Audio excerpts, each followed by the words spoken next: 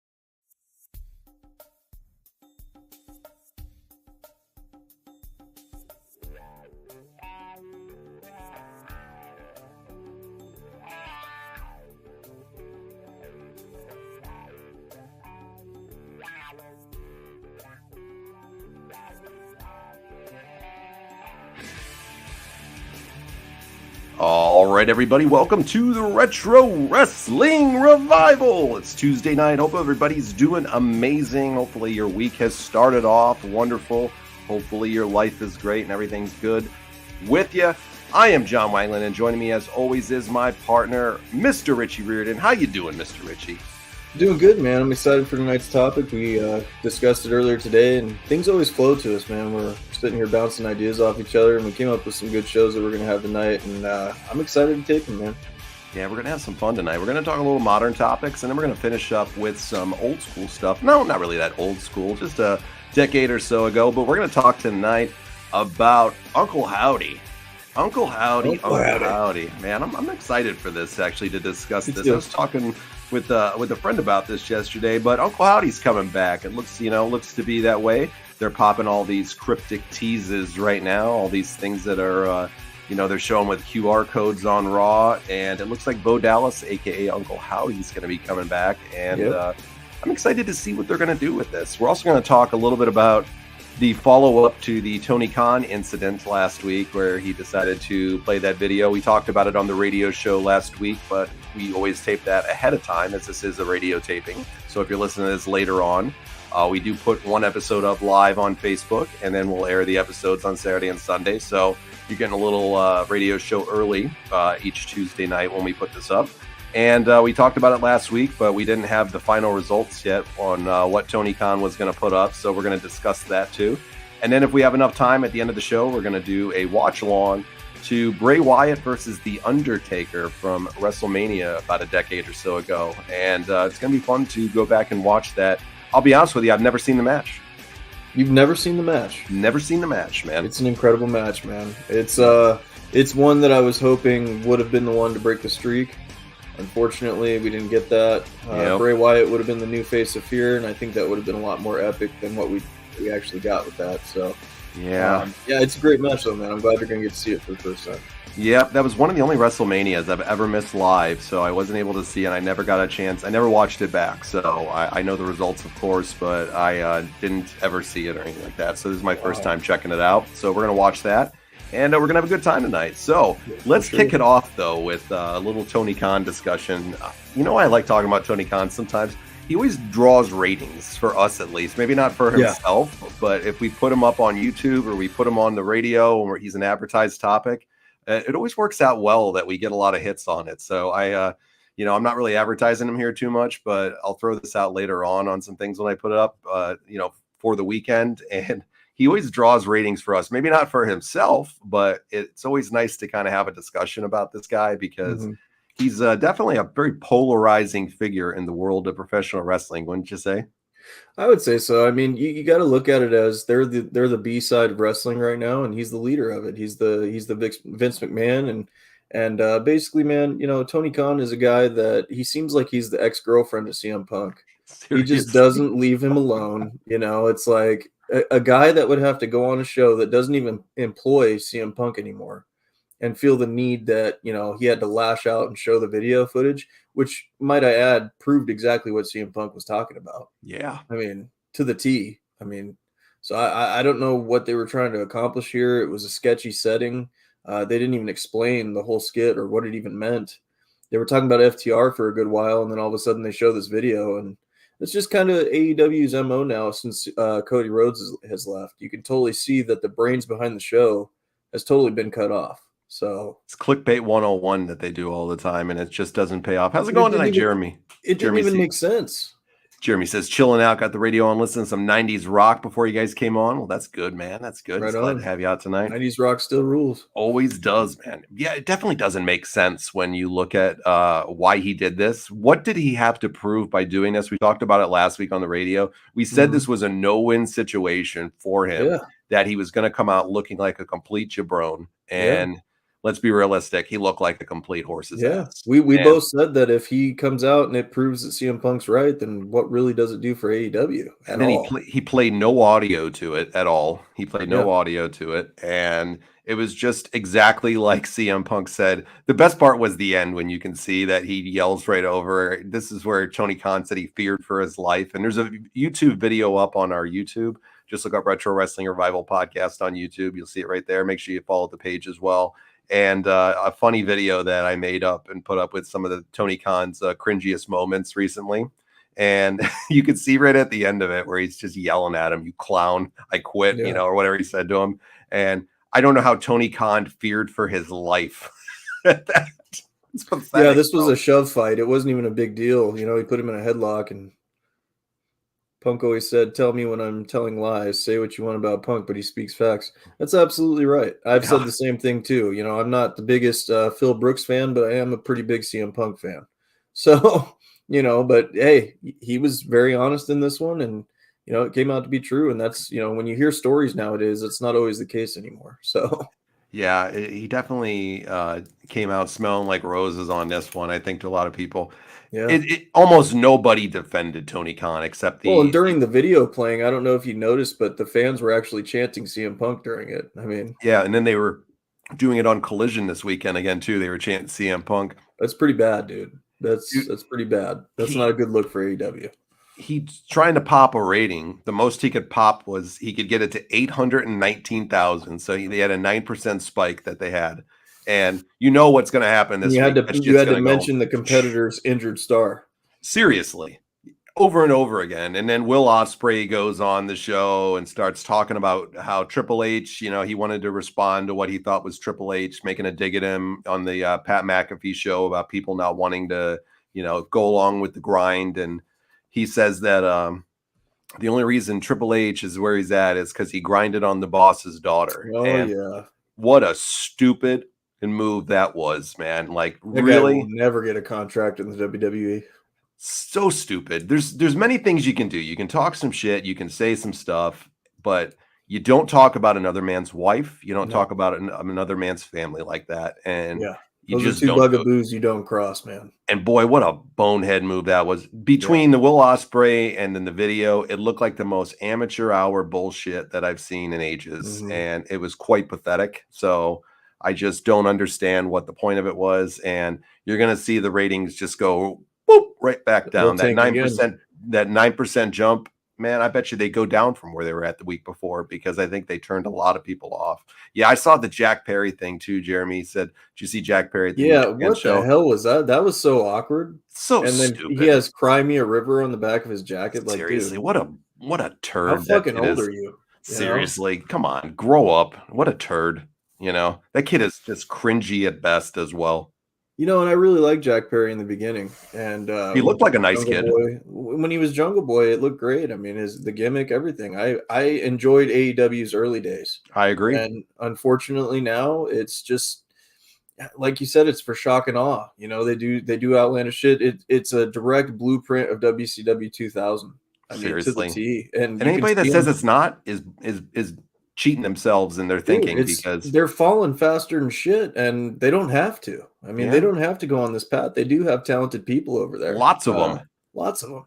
They got a But great TV deal. They got a great production value to their yeah, show. They got a rich owner that's willing to just dive dump in. money. Yeah, Yeah, he's willing to dive in headfirst on anything and dump money at it. The guy's not shy about doing it. He's passionate too. Let's yeah. give him credit. He's passionate about what he does. It's just they need to keep this man away from the product and they need to bring somebody good in that it can If actually they do it. don't, they're going to be in trouble. You Yeah. know, it was funny because one of our old partners said that AEW wouldn't be around for more than 2 years. Yeah. Well, they've been around for a while now, but I'm going to tell you right now, if they keep on this trajectory, they don't have 2 years left. I mean, No. you cannot pool the numbers that they're pooling and the tickets that they're selling and expect to sustain this forever. You Warner just can't. Brothers Discovery, man. I don't care how much money you got, with him. Warner Brothers Discovery wants ratings. They want money. They Yeah. want advertisements. They want those things. When you're not drawing flies to shit, you're not going to bring in money, advertising, and revenue. It's simple business right there. And he's a smart businessman and a rich man. He should realize that. But he just uses that company as his little play toy. They're like his personal live action wrestling figures, And it's not like they're going for epic venues or anything like that. They're Yeah. not going to Madison Square Garden. They're not going, to all these big stadiums and stuff. No. They're going to small arenas, and they still aren't filling a quarter of the arena. Well, he's overbooking the arenas too, or he's booking the arenas in too big of venues for himself. So he's going to places that are that fit 15, 20,000 people in them, and he can only put 3,000 people in. Collision this week, I think they said only had like 2,000 people there. They were showing the videos of it. I mean, people always post the videos. It's pathetic, man. It really is. And, Jeremy makes a good point here. He says it doesn't make sense. They do horrible TV, but they have legit pay-per-view shows, really good matches, really good cards. Their pay-per-views from what I don't buy them, but from what I see on the matches and stuff, and when I have bought them, they're really good. They're really good cards. Well, they're really good matches. Like they followed the MO of WCW where they, their stars, they don't make them show up to the weekly shows as often. I mean, they only make them on the pay-per-views, I mean, if they do show up, it's for a promo or a tag team match or something like that, but they're not throwing any banger matches or anything like that.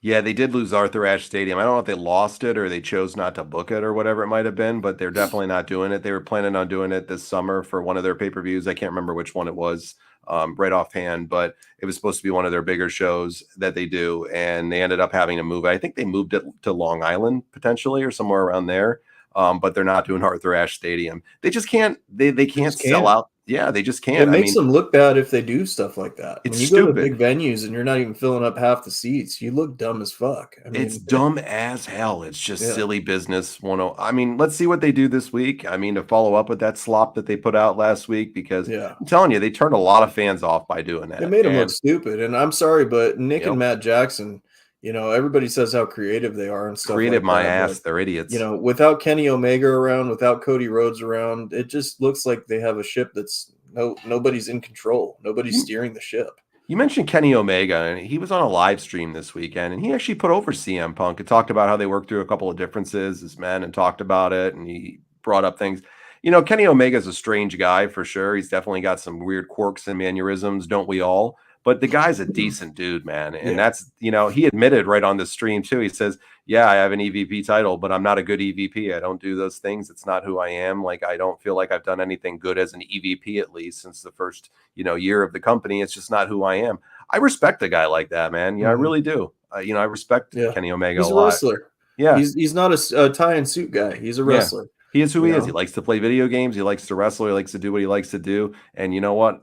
all for a guy like that. He's a Yeah. class act, and I have And he's put nothing. on some incredible matches. I Damn mean, the sure stuff that has, he did man. in New Japan is legendary. You And he's don't make done some that damn much good things noise. yeah, he's done some damn good things in AEW too. Yeah, and you don't make that much noise and you don't earn the title, the hottest free agent in wrestling and stuff like that. That's not all stuff that's just given. So Yep. he has paid his dues. He has made incredible matches. And, besides the 5-star Dave Meltzer stuff, he has done some incredible things. Even Meltzer's kind of taken a little different tone with some things. Like even he didn't put him over for doing this and said it was a really big bonehead move, basically. It So was. it was just There was dumb. no win in here for them. There was no business side of it, and that's the whole thing. They don't know how to do good business. They Yeah. don't. I mean, Vince McMahon when he had Bret Hart and stuff like that, that was good business. WCW was the one that dropped the ball on the whole thing. Yep. And they flopped Bret Hart, which could have really turned the tide in the Monday Night Wars. Bret Hart going over there on the hottest storyline in wrestling. Yep. Same thing. 100%. AEW is totally dropping the fucking ball here. Yeah. 100%, man. I couldn't agree anymore. Let's move on past AEW and let's talk about Uncle Howdy. So Uncle they've been Howdy. playing these vignettes, and I have not seen the documentary yet on Bray Wyatt. Have you? Yes, I have seen it. It's very good. I recommend it Okay. to any wrestling fan. Everybody says it's amazing, so I'm definitely going to be checking it out when I get a little time over the next couple of weeks. It's just been such a busy week and a half since I got back, so I'm definitely going to be checking it out. I heard there was kind of a cryptic tease at the end of the documentary. Okay, so I don't want to spoil it for anybody who hasn't watched it yet, and I haven't seen it, but there is a cryptic tease, right? Yes. Okay, so there's something right there that they're putting out, and they've been putting out these different interruptions, I guess, during the shows, the last couple of shows. They put a QR code up, which people scan the QR code, and it's another really cryptic video, which is really cool. And it looks like Uncle Howdy, aka Bo Dallas, is going to be coming back. And I don't think he's coming back alone. I think he's coming back with his own version of the Wyatt family, so to speak, however they go and do it. And I think it's going to be really interesting because word came out this weekend that Eric Rowan pulled out of some bookings, and the promoter had said the reason he had to pull out was due to a new contractual status that he had, which I would assume would probably be the WWE. Right. And you also have Braun Strowman, who's recovering and is looking to get cleared, or is about to be cleared, or maybe already is, from his neck surgery last year. And then you have Alexa Bliss, who had a baby last year, who could potentially be coming back. Or there's other options of people that they could potentially put in this faction. What are you thinking about Uncle Howdy coming back? What do you think they're going to do with this? Are you excited about it? Let me hear your thoughts on it. I'm excited about it, but I'm going to be honest with you. I don't want him to be a part of a faction right off the get. I want him to make an impact as Uncle Howdy first and establish dominance, and then kind of introduce one person at a time in the faction. If they're going to do multiple people, or if they're going to do 2-3 people, whatever it is. I don't want it all at once. I want it to be drawn out. I like long stories. I don't like things that are rushed. I feel like that was one of the mistakes they made with the Wyatt family. Everybody showed up on scene pretty quickly, and they didn't really develop it as long as it could have. And that's just my opinion. I mean, the Wyatt family stuff was incredible. It was at a time where you had different factions like the Shield and stuff like that. And then you had Daniel Bryan with that great storyline. And there's many stars that you could tell great storylines with in this situation. I think Bo Dallas is very talented. I don't think that he has the charisma that Bray Wyatt had, but I think he can carry it over and maybe learn some of those things, especially with his passion and stuff like that. For wanting to honor his brother, that can take you to a whole different level of creativity with a situation like that. So I'm thinking he's going to do well, and I'm thinking he's going to pull it off, and I'm excited, man. Uncle Howdy, the cryptic messages they've been posting. It's actually pulled me back into wrestling to where I want to watch it and see it unfold. Do you really think he can pull it off as a leader of a big, powerful faction? His Bo Leave character, I enjoyed. I did too. Cool. I loved it. I think they pulled the plug on that a little too early. I always wanted to see what him and Bray Wyatt could do together. Unfortunately, we're not going to get to see that. But for him to carry on the legacy of Wyndham and stuff, and it's the perfect timing to pull the trigger on it. So I think he will have what it takes if he uses that motivation of trying to honor his brother.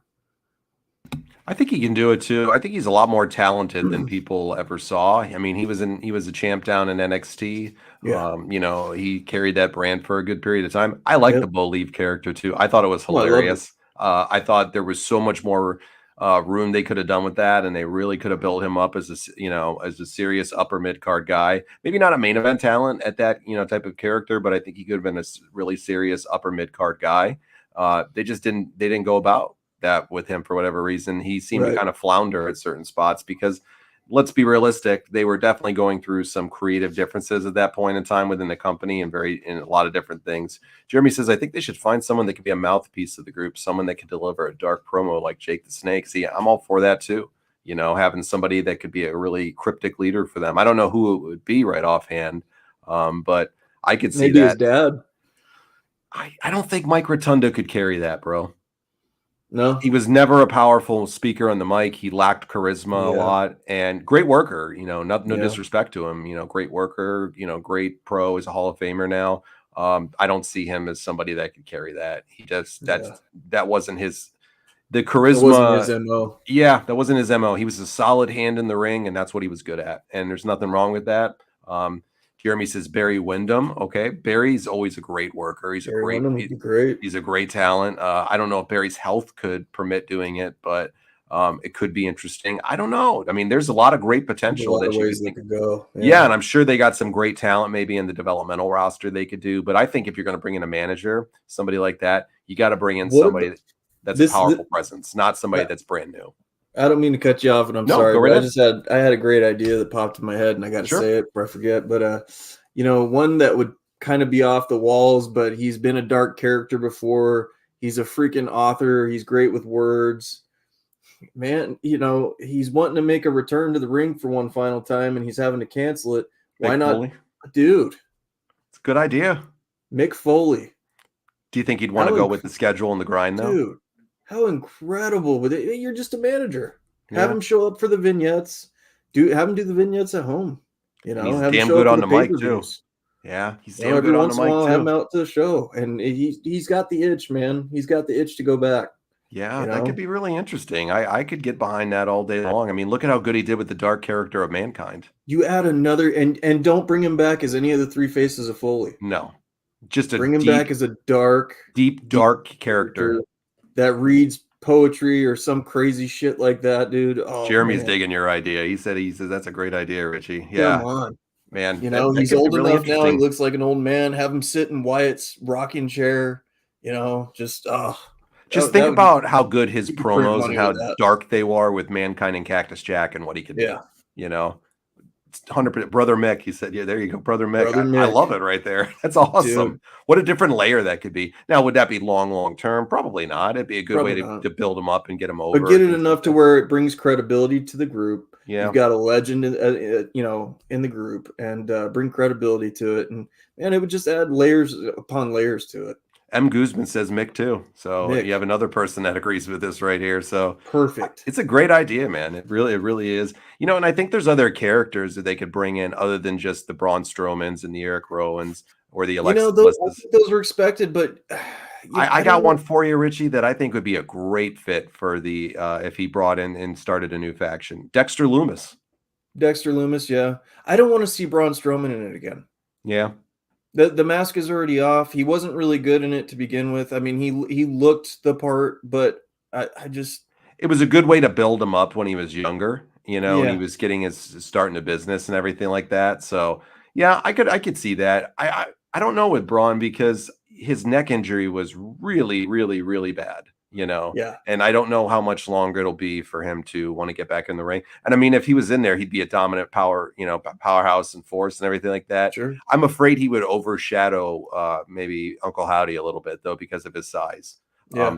Rowan is a great fit in the character, that he could come back and do it. And he can play a creepy bastard too. Oh yeah, he definitely can. And he hasn't done anything really big in wrestling or anything like that, minus VOD shows. I know he did AEW. They screwed him over in his WWE run with that spider gimmick. I mean, do you remember stupid. That? Yeah, that was in the dark ages of WWE. That era, I think it was 2018, 2019 when they did that stupid spider thing. You Oh know, my god, that was so I horrible. loved them as the Bludgeon Brothers. I thought they were really good as the Bludgeon The Brothers. Bludgeon Brothers was cool. A way you could do a spin-off of that is the Vikings. Yeah, you got Ivar too. Those guys would fit the group phenomenally, you The one know? guy is out for a long time with a serious neck injury. I think it is too, Oh, or is he? back injury. Yeah, but Ivar's been on his own, and people have been putting him Ivar and over. Redbeard, there you go. Yeah, Ivar's has been getting put over to the moon by a lot of wrestling personalities for the stuff that they've been doing with him, and in his promos that he's been given, people are really taking note of this guy. He's a great worker too for a big dude. He's always been a Yeah. great worker. You The could Viking have, Raiders thing just floundered to me. It wasn't it because of did them; flounder. they just didn't know what to do with them. Yeah. You could bring back, Otis as a dark character. It could be an interesting one. He's a talented guy for sure He's because got charisma for days. they're going to be doing a switch up with them now, I'm sure, because Gable just went heel. Oh, Mhm. Jeremy's got a good one here. I don't know if you've seen this guy, Joe Gacy, down in NXT. I have seen Joe Gacy. Cameron Bronson Grimes Reed. yeah, Bronson Reed. Cameron Grimes could be a good one too. He's a Yeah. really talented character who's done nothing on the main roster. He's just been sitting at home. I Excuse me. mean, the possibilities are endless of people you could kind of build this faction up with. But Absolutely. who would they go after to start? To me, I say the Judgment Day. You'd have to go and maybe take the Judgment Day out. Judgment Day would be a good one. I don't really want to see them do faction wars, to be honest with you. I'd rather see them go after the champion, take Mhm. him down, become a real threat, Yeah. take Just a people like solid Gunther force. out. Just, yeah, solid force like the Shield was, but a darker spin on it. It could be interesting to see him go after, a Sami Zayn when his feud with Chad Gable is over That would be in a great. couple months. That would It be would add a great. great layer to Sami Zayn. Look at the good stuff that Sami Zayn did with the Bloodline, and Yeah. how well he got that character over. It could be a really good thing for a Sami Zayn out there too, that they could maybe, work with him and destroy him. And they got the draft coming up, so they're going to be switching up a lot of the stuff that they're going to be doing, and some of the people that are going to be on the brands. I could get behind them going after an LA Knight too. I was going to say LA Knight because it was the last match of Wyndham. Amen. I mean, It makes sense. there's a lot of great ideas on things Yeah. that they could do with this character. And once again, going back to Bo, in this Uncle Howdy character, I was digging what they were doing with Uncle Howdy. Yeah. When they were bringing him Sure. in. I think they were in such a tumultuous time at that point. I think it was a blessing in disguise that the character got canceled for a while. Yeah. And I know, of course, unfortunately, with Bray's passing last year. But I really think that it was a Now's blessing. the time. Yeah, I think the time is now if you're really going to go with it and push it. And, I'll throw somebody out there too. I'm not a big fan of this person, but I think they could also fit in the group as a female. And she's the one, unfortunately, that took Rhea Ripley out, an injured Rhea Ripley, who's going to be out on the shelf for a good period of time. And, well wishes to Rhea on getting better. Sad to see she had to vacate the title last night.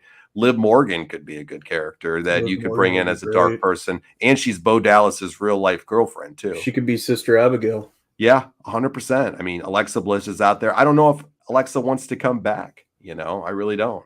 So I just don't have any idea, if she wants to come back or not, or if she's going to. But I think Liv could, maybe do a spin up on a deeper, darker character for this too. Kind of like how AEW did with Julia Hart over in the House of Black going dark. It could be interesting to see. Jeremy says, Richie, I told John earlier that what if Gable ditched the Alpha Academy and he and the Creed brothers become a heel faction too? That could be great. You seen those Creed brothers fight? They're good, man. They are good. They are real good. Kind of like a Kurt Angle, type group of people. I want to see Gable as a wrestling machine, though, like a Kurt Angle. I'm proud of Gable, man. They put him with that Shorty G gimmick, and he came out swinging, man. He had to really, grind and make something of himself. Yeah. So I'd like to see something happen with him. I'm just not for all the faction wars and stuff again, because they've done that. That's the same song and dance over and over. Yeah. I want to see these guys pick people apart one by one, do some coward shit, and do some real heel stuff, Yeah, 100%. It's going to be interesting to see where they go with it. The possibilities are endless. Business is really good in the WWE right now. Creative is really good for the most part. And, Jeremy was telling me last night, I don't have cable or anything like that. So I didn't watch Raw, but I watched some clips of it. It was really good.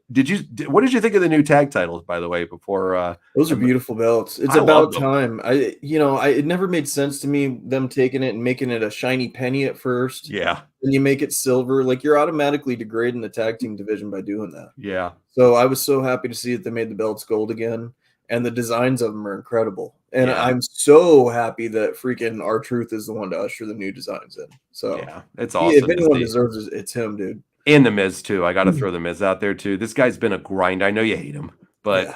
this guy's been a grinder forever. He's been a staple of the WWE. He's literally, like he's Mr. Professional for them, and he'll do a job to anybody. He'll do anything that's best for business. I love the Miz. I think he's awesome, and no pun intended on that one. I think he's awesome. And I'm glad to see them both get a rub because they both freaking deserve it, man. And Yeah. Truth is, in his 50s, I think he's in his 50s now or late 40s. The guy looks like he's like 20, but Miz is quick in 2000. Yeah. I mean, he had an earlier run even before that, at different places in the 90s. So the guy's been around forever. And Miz is up there too. He's my age, so I think he's 42 now. So their father time definitely isn't on either of their side in regards to how much longer they can go. But these two guys, I still think they got a lot of gas left in their tank. Did you see him that pop Triple H? That's what I was just about to say. Yeah. This is the third time today we've read each other's minds at the same time. We were planning the shows out today. Man. We've done this through messages. This is the third friggin' time we were thinking at the same time. That was hilarious. Yeah. I get Tommaso Ciampa. Dude, that was incredible. He's the best, man. I want to see him get a title run. I do too. I'm all for it, man. I think everybody would be. I want him to. I really like, even if it's just a month, even if it's a week, just give R-Truth the title run. When he came back, or when he came on the Raw after WrestleMania when the Judgment Day were celebrating, and he just shows up. It was so fun. And right behind Damian Priest. Oh no, we're not doing this. We're not doing this again. Get out of here. I thought I'd bring the tag team titles back to the Judgment Days, dude. After they beat him the night before. Oh, dude. R-Truth is he's one of the best. It's gold, man. I would love to see him, like, no disrespect to Damian Priest or anything like that, but I would love to see him beat Damian Priest. They may be setting that up. Who knows? They might set that up. Triple H is all about what's right for business. And let's be realistic. How many people on the show get bigger pops than R-Truth? Not many. Very few. People love to love that guy. I would even go as far to say as I think he gets bigger pops than even the biggest babyface Cody, on the roster right now, Cody Rhodes gets. So maybe sometimes. I don't think all the time. Maybe not all the time. But I've heard definitely some of them that were bigger pops for him. People, dude, I'm telling you, his charisma is for days. He can make people laugh. He can make people cry. I mean, R-Truth is a genius when it comes to being really is stuff. He literally is, man. The guy is. Father Time definitely doesn't know anything about R-Truth because he gets better and better and better all the time. I've always been a huge fan of him. Always. I've always loved him. The little Jimmy stuff in the early 2000s with Cena, or whatever it was, maybe like 2008, 2010 range. The 24/7, 7-Eleven. Yeah, this guy can do anything. I hated that green belt, but I loved it when it was on him. You got that right. Let's see. Jeremy says he got me with I've seen a rabbit out of the hat and a woman sawed it in half, but how did you pull new tag team belts out of a sheet? Yeah. Oh gosh, I love him. I'm all for anything with R-Truth. Anytime he's ever on, like all my friends who are wrestling fans will always send me the R-Truth clips because they're hilarious. They are. You don't even have to be a wrestling fan to watch the guy and just see where it's going to go. So I'm excited. I want to talk about Roman Reigns, the bloodline stuff, but we're going to do that on tomorrow's episode. So we'll hit a little bit more modern topics for the Sunday show for the radio. So once again, this is airing live on Facebook and YouTube right now, but this will also air on the radio on Saturday. So tomorrow night, we're going to talk about the bloodline stuff and where they might be going with the bloodline. And we're going to also do a little Mick Foley on there. So we talked about him earlier. We're going to talk about one of Mick's really good feuds, and we are going to watch a viewer's choice. It's Jeremy's choice on this one, the last man standing match with The Rock versus Mankind. So definitely will be a fun watch along that we'll do tomorrow. And now tonight's watch along, we're going to move on to close the show out is going to be Bray Wyatt versus The Undertaker. I think this was what, WrestleMania 31, Richie? WrestleMania 31, I believe. Yeah, I think it was WrestleMania 31. This is the SoFi Stadium that they did. And Richie, I sent it over in the private chat to you, the link to the YouTube. So if you guys don't have the network, I'm going to copy the link right now, and I'm going to put it in the comments for you if you want to watch along with us. So just check the comments on YouTube or Facebook, and you'll be able to see right now the link that's right out there. So this is the link we're going to watch from. It's on the Peacock Network as well. So if you want to check it out with us, please feel free to go right out. Yep, he said 31, the night Sting should have won. Yes, the night Sting definitely should have won. And yeah. Let me know when you got that up, Richie. Okay, just got one more ad I got to skip through, and then we'll be got going. it, buddy. Well, we skipped through that. Brother. All right. Well, we skipped through that ad, folks. Once again, if you want to watch along with us, just click on the link on Facebook or YouTube, or you can go check it out on Peacock. Or if you don't want to, we're going to give our own commentary to it. We wish we could put it up, but unfortunately, if we put it up, we would be taken down in about 10 seconds. So WWE works magic at that really fast. Tony Khan tries to do it now too when he puts up stupid videos. So we can't put that stuff up here on video. So we apologize. We wish we could. People always ask, but we can't. So if you want to watch it, it's right there in the link for you. So Richie, let's get going in 3, 2, 1. Hit that play button now. Everybody should go out and watch the entrances to this match because it's incredible, especially the vignette before it. Doesn't Bray get doesn't he get like a musical intro from somebody? Yeah. Yep. Okay. And then there's scarecrows and stuff like that. It's so cool. See, these are my favorite versions of Bray with the Eater of Worlds, the Wyatt family leader like this. This is my favorite version of him. The Fiend was mine, man. The Fiend will always be my favorite. It was the hottest thing in wrestling at that time. You and I covered it until they did that Hell in the Cell match with Seth Rollins. He was on top of the world. So stupid to do that. Oh, big boot by The Undertaker right off the bat. Yeah, this is a great match. Undertaker looked really good here. It's nice to see Undertaker working good at this point still. I know he was definitely hurt a lot and was only doing, seasonal appearances, so to speak, but his confidence wasn't too good here at this point either. Yeah, I miss The Undertaker. I know it's everybody's time, that they have to ride off into the sunset, but I miss The Undertaker. It was great to see him at WrestleMania. For longevity and for his character and everything like that, you got to put him in contention to be the GOAT, the greatest of all time. Many people would say he was, and I wouldn't argue with that. Many people would definitely put him up there with that. To me, no, but he's definitely in the Mount Rushmore for me. Yeah, to me, it's Stone Cold Steve Austin, but Undertaker will always be top 3.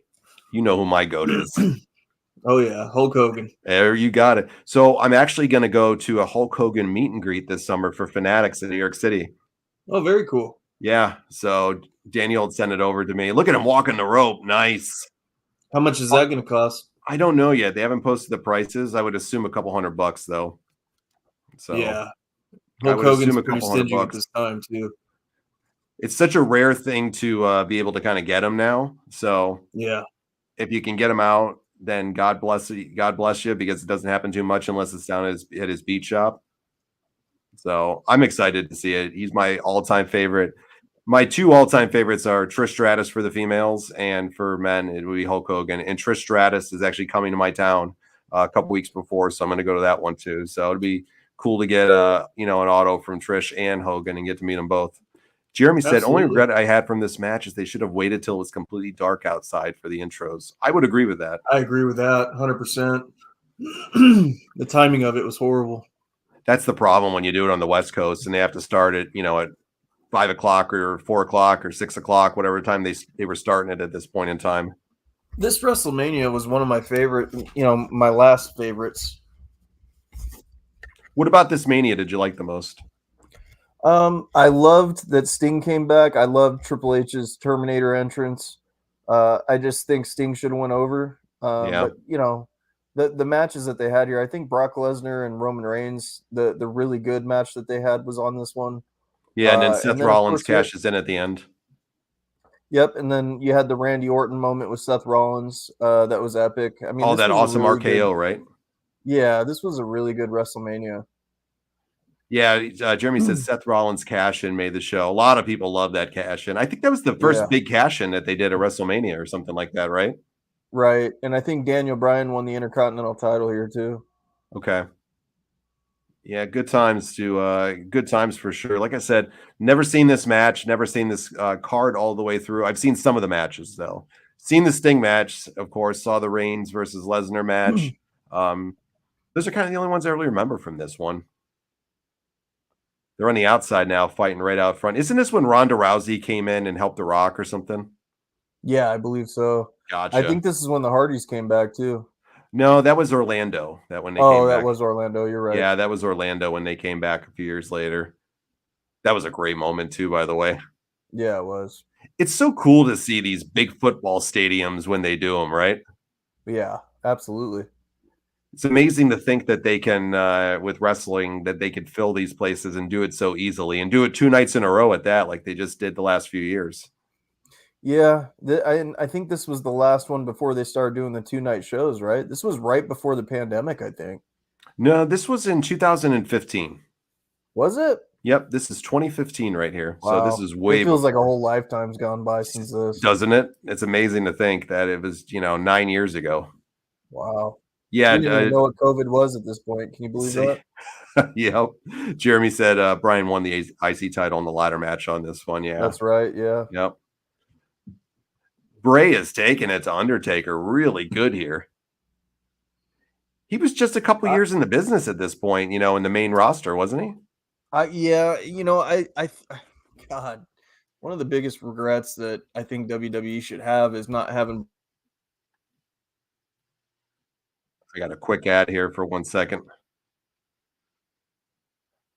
That's the only disadvantage to watching on YouTube is you get ads. All right, I'll be done in 1 second, folks. Boom. We'll be back in a minute. What a beautiful stadium this is, though, too. Richie, you're muted, buddy. You are muted, my friend.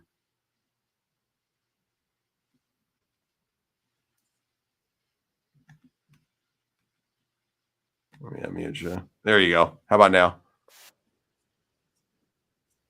What do you think Bray Wyatt should have been the one to end the streak? I do. If you were going to have anybody end the streak, I think it would have been Bray Wyatt. Brock Lesnar had nothing to gain from They had a it. What great did he gain? story. Yeah, they did. They had a great feud, great story. There was a lot they could do. Two deep and dark characters. What did they gain by having, Brock Lesnar win the year before, right? What Nothing. did Brock Lesnar gain from it? Nothing. Yeah. He's always going to Should have be a been the new dominant. face of fear. Yeah, he was always a dominant character. Bray, it would have been just the icing on the cake for his career to It put would him have sent over him to the moon. moon. Yeah. I don't get it.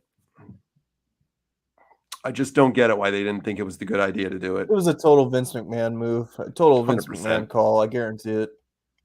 And Undertaker would have been game for it. He's always been a consummate pro. Oh yeah. Yeah. It would have he's a consummate pro. Undertaker would have done anything that was right for the business. He would have done what was right here too. Bray really when you look at the evolution of his character through the years, it just shows the depth of the talent that this guy had, that he could literally do anything that they wanted him to. He could take any version of Bray Wyatt and turn it into something different and interesting and good. I agree. I wonder what he would have done when he came back with the Uncle Howdy stuff and the Wyatt Six. Man, I would have loved to have seen that stuff. I would have loved to have seen it too. I remember seeing all the little puppet characters standing in the crowd. Yeah. All great moments. The Mountain Dew pitch black match, his makeup was so sick, dude. Yeah, it was really cool stuff. No doubt about it. Jeremy said this was when Rusev lost for the first time too against John Cena. Oh, I remember that. Is this when he came out in the tank? Yeah. Yep. Okay. Boy, there's a miss right there on both promotions by not putting Rusev over. That's how great he was. I mean, here he is right here, like you said, laughing at the Undertaker. One of the most dominant forces in the history of professional wrestling. And his character was genius. I mean, you had like a Charles Manson style character that just cult leader. It was awesome, man. Totally awesome. That's why when you go back and you think about the darkness that they can do with what we were talking about earlier with the Uncle Howdy stuff, think about how Mick could add an element, like you had mentioned with Mick, to being their Telling you, manager or a mouthpiece to him. that's the creepy element. Bro, just imagine a Cactus Jack Mankind mix like Jeremy had said, Brother Mick. I'd love it, man. You mix all three characters, and there's your guy that you need. Seriously, man. You put them over to the freaking moon. You have him wear a button-up shirt that's like the tie-dye, it would be perfect. Just something bizarre and crazy. Oh, shit, he's got it. Was that the Go-Go Plata he's got on him? Oh, he's got the triangle on. Is that the triangle or the Go-Go Plata? That's the Go-Go Plata or Omoplata. I never understood that move on how people got caught in that and, UFC and stuff and got tapped to that. It's such a hard finisher to put the Omoplata on him like that. One of Nate Diaz's specials. Oh, yeah. Well, he's a different level of good on the mats. Yeah, he is. He's a different level of good on the mats. What do you think about JBL's commentary? I've always been a fan of his commentary, Richie. What about you? JBL. Yeah, I love JBL. He's the wrestling god. He's the wrestling god. His character, whether it was the Acolytes, whether it was JBL, whatever, I loved his characters. And when he transitioned over, I thought his commentary was incredible. Yeah, loved him. A lot better than Taz. No, Taz sucks on commentary to me. CM Punk is great on commentary too. I just want to throw that out there. Great. Look at that. Oh man, look at that. Yeah. Senton Jeremy says, speaking of being a pro, I got to tip my hat to Seth Rollins on being a pro at WrestleMania 40. Yeah, we put him over last week here on the radio show for all that he did. Rock actually said this about him, said that he was the MVP of night 1 and 2. Oh, absolutely. And when The Rock says that, that's a big feather in your cap, right? Well, and they made him look like such a jabroni. It sucks, Yep. He's going to come back hotter than ever, though, when he comes back. So, yeah, I just don't want to see him with these outlandish outfits. I don't either. I don't like that stuff. I want to see him do something a little darker and deeper. Boy, he hit that choke slam on Undertaker there. Pretty nice. Ow. Yeah, he did. Jesus. This was always my favorite part when he'd hang upside down. Yeah. I love that shit too. And then just starts walking doing it. Look at that. Yep. That beard coming out too when he's upside down is crazy.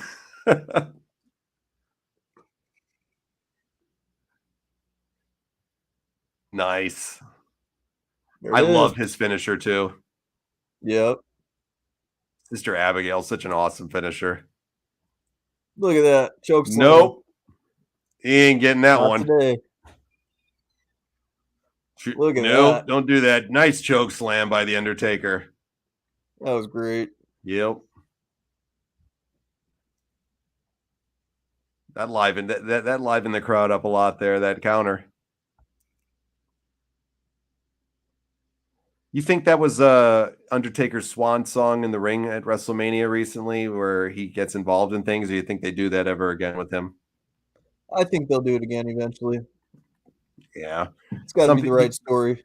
He was saying that was the best way he could go out. That's what he was saying, I guess. He has a podcast. Did you know that? Yeah, I did. It's really good. I only listened to like one time and I enjoyed it. I think he only does it monthly. Yeah, he does. Tombstone. Is that it? It's a wrap. 1, 2. No! Kick out. Undertaker's blown away at that one. Yeah, he is. Not many people kick out of the Tombstone. Unless you're Triple H, at least. This was my favorite part of this match right here. He's kind of a mix right here when you look at his character of the dead man, and it almost looks like the American Badass style. Yeah. It's kind of like the Undertaker had an identity crisis. Is your favorite part right here? Oh, dude. It's incredible. What's your timestamp at, Richie? Let's see. 12:25. All right, perfect. We're right at the same point. I keep getting an ad here and there. This is awesome. He's kind of got that look like, what do I got to do to put this guy away? Right. A year later, Bray got the nod from The Rock about 100,000 people turning their phones into fireflies. Yep. I remember that. Yep. That was a cool moment. Is that when The Rock came back to take out Rowan? Was that it, Yeah, in Jeremy? like 6 seconds. Yeah, 6 seconds. Yep, I think that was it. That was a cool moment too. Was that in? Where was that in? That wasn't in Phoenix. I can't remember where that was. Huh. The So many Silverdome, brother. WrestleManias. So many memories to remember for 40 years of WrestleMania. This right here. There it is. Boom. Nice. Sister Abigail. 1, 2. No, sir. This is how you get a crowd hyped up and into something like that. Such a cool moment. Yeah. This right here. Oh, damn it, I gotta add. I got one too at the same time, so that's okay. We'll skip through it after. This right here.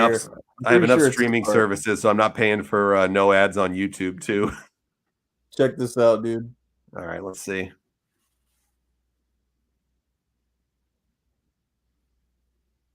Is this when they both sit up at like the same time or something like that? Is that what's going to happen?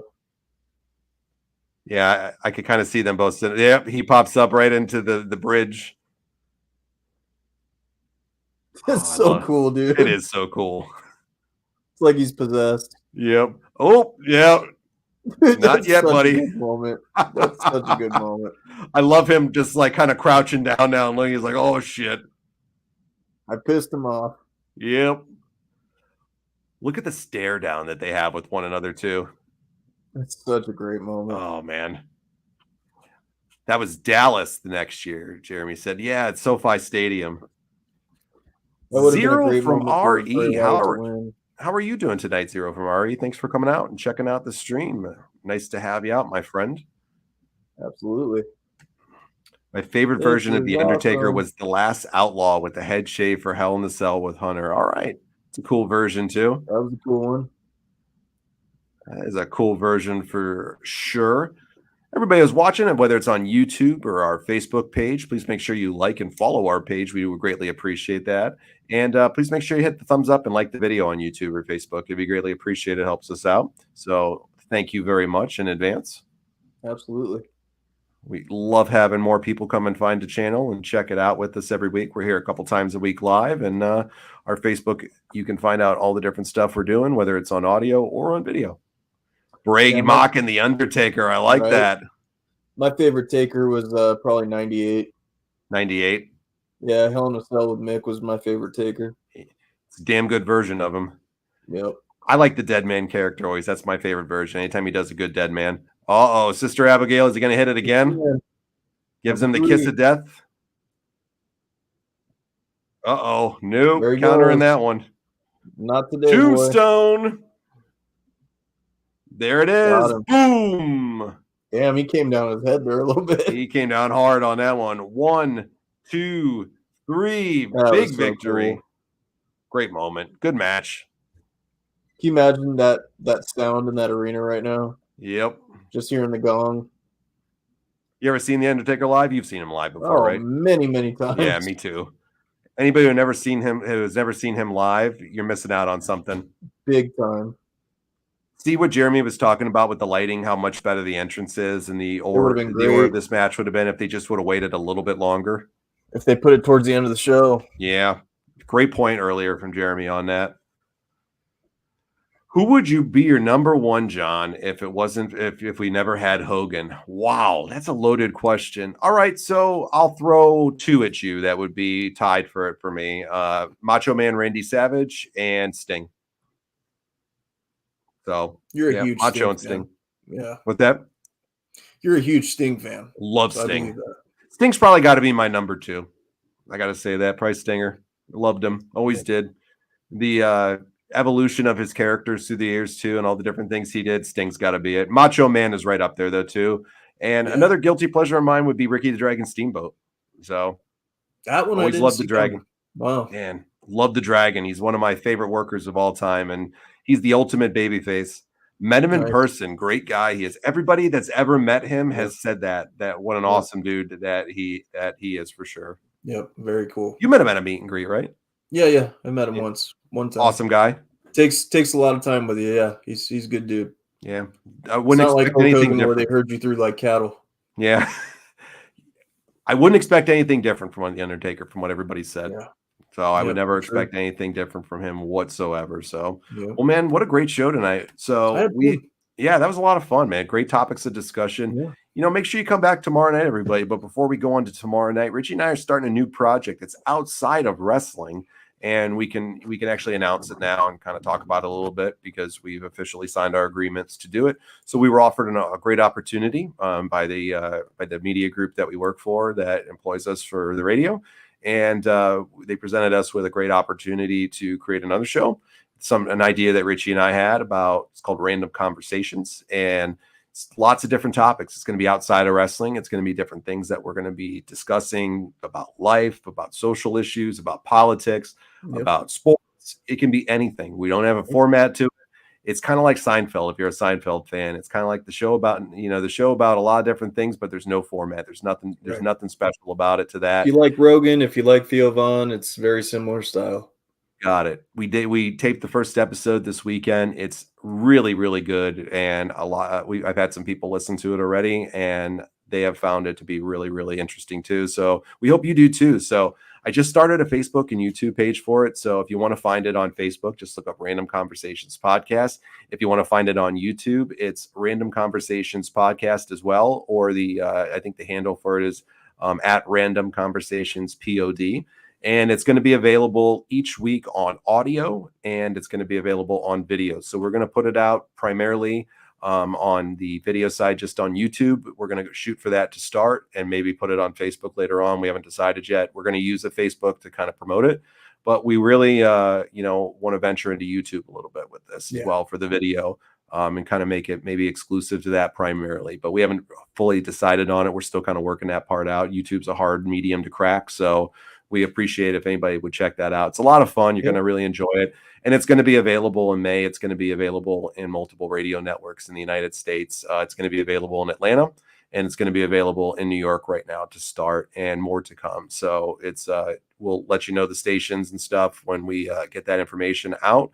And it's going to be sometime in early May that it's going to start. So we think you're really going to enjoy that. But tomorrow, we're going to debut some episodes to kind of get the ball rolling on YouTube and on our audio. So it's going to be available on all major podcast outlets every week, and it's going to be available on YouTube and eventually on the radio. So tomorrow at 8 a.m., the first episode drops. So check it out on our social media. Once again, it's at Random Conversations Podcast on Facebook. That's the only social media that we use. We are going to create a TikTok for it. Richie's going to run the TikTok, and we're going to do some stuff over there. And we're going to do some stuff for the show here on TikTok as well for the wrestling side of what we do. So lots of great stuff coming. If you guys are interested in checking it out, we would greatly appreciate it. We're going to try to make it interactive, like we do here on the show, and get people out. We'll do some live tapings for it. So more to come. It's just a different project outside of wrestling.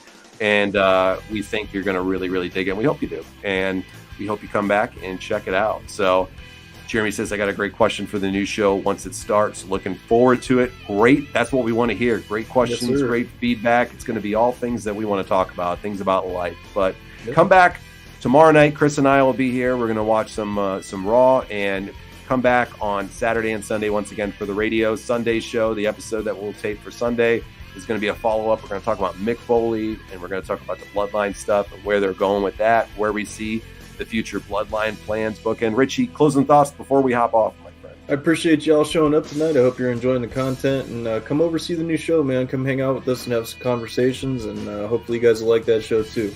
Appreciate y'all showing up, and we'll see you down the road.